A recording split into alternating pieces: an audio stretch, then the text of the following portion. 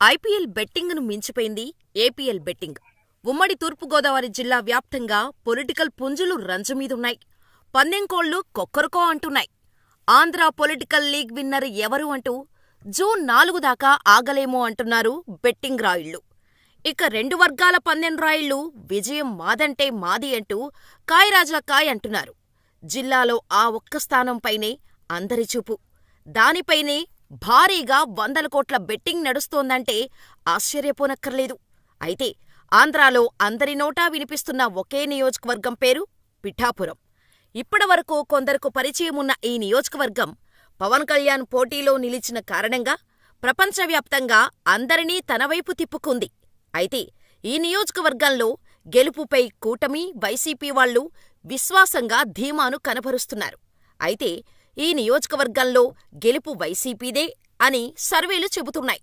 ఇక పిఠాపురంలో సుమారుగా 2,30,000 ఓట్లు ఉండగా దాదాపు 2,04,800 ఓట్లు పోలయ్యాయి. కాపు ఓటింగ్ 76,000 ఓటింగ్ ఉంటే 65,000 ఓటింగ్ పోలైంది. ఈ 65,000 ఓటింగులో వంగాగీత 16,325 ఓట్లు పడ్డాయి. అంటే 25% ఓట్లు వంగగీతకు పడ్డాయి. ఇక పవన్ కళ్యాణ్కు కాపు ఓటింగ్ 48,975 ఓట్లు పడ్డాయి. అంటే 75% ఓటింగ్ పవన్ వైపు పడింది. సో కాపు ఓటింగ్ ప్రకారం చూస్తే పవన్ వైపు ఎక్కువే ఉంది. దీన్ని పట్టుకొని పొత్తు పార్టీలు సంకలు గుద్దుకుంటున్నాయి. ఈ నియోజకవర్గంలో కాపులు మాత్రమే లేరు కదా, సో మిగిలిన కులాల వారీగా ఓటింగును ఈసారి చూద్దాం.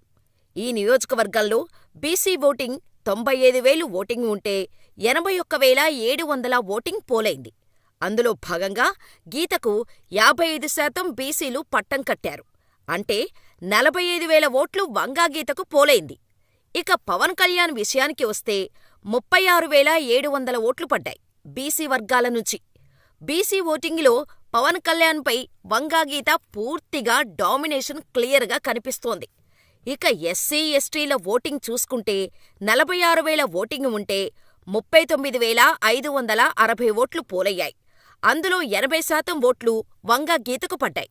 అంటే 31,650 ఓట్లు వంగగీతకు పడ్డాయి. మిగిలిన 20% పవన్ కళ్యాణ్కు పడ్డాయి. అంటే 7,910 ఎస్సీల ఓట్లు పవన్ కళ్యాణ్కు పడ్డాయి. ఇక్కడ మనం ఓ విషయం అబ్జర్వ్ చేయొచ్చు. బీసీల్లో, ఎస్సీ, ఎస్టీల్లో పవన్పై వంగాగీత డామినేషన్ క్లియర్గా కనిపిస్తోంది. పవన్ కళ్యాణ్ కాపు ఓటింగ్ మినహా ఎక్కడా వంగాగీతను టచ్ చేయలేకపోయాడు. ఎస్సీ, ఎస్టీ, బీసీలు వంగాగీత పక్షాన నిలిచారు. రెడ్డి ఓటింగ్ విషయానికి వస్తే 13,500 మంది ఉన్నారు. పోలైన ఓట్లు 11,600 ఓట్లు పోలయ్యాయి. వంగగీతకు 80% వేశారు. పవన్ కళ్యాణ్కు 20% వేశారు. వంగగీతకు 9,600 ఓట్లు పడ్డాయి. రెడ్డి ఓటింగ్ పవన్ కళ్యాణ్కు 2,000 ఓట్లు పడ్డాయి. అలాగే బ్రాహ్మణులు 5,500 ఓటింగ్ ఉంటే 4,600 ఓటింగ్ పడింది. అందులో భాగంగా గీతకు 30%, పవన్ కళ్యాణ్కు 70%, వంగగీతకు 1,400 ఓట్లు పడ్డాయి. పవన్ కళ్యాణ్కు 3,200 ఓట్లు పడ్డాయి. ముస్లిం ఓటింగ్ విషయానికి వస్తే 2,000 ఓటింగ్ ఉంది. మొత్తం 1,750 ఓట్లు పోలయ్యాయి. అందులో 90% అంటే 1,600 ఓట్లు వంగగీతకు పడితే పవన్ కళ్యాణ్కు కేవలం 150 ఓట్లు మాత్రమే పడ్డాయి. కులాల వారీగా చూసుకుంటే గీతకు 1,05,575 ఓట్లు పడ్డాయి.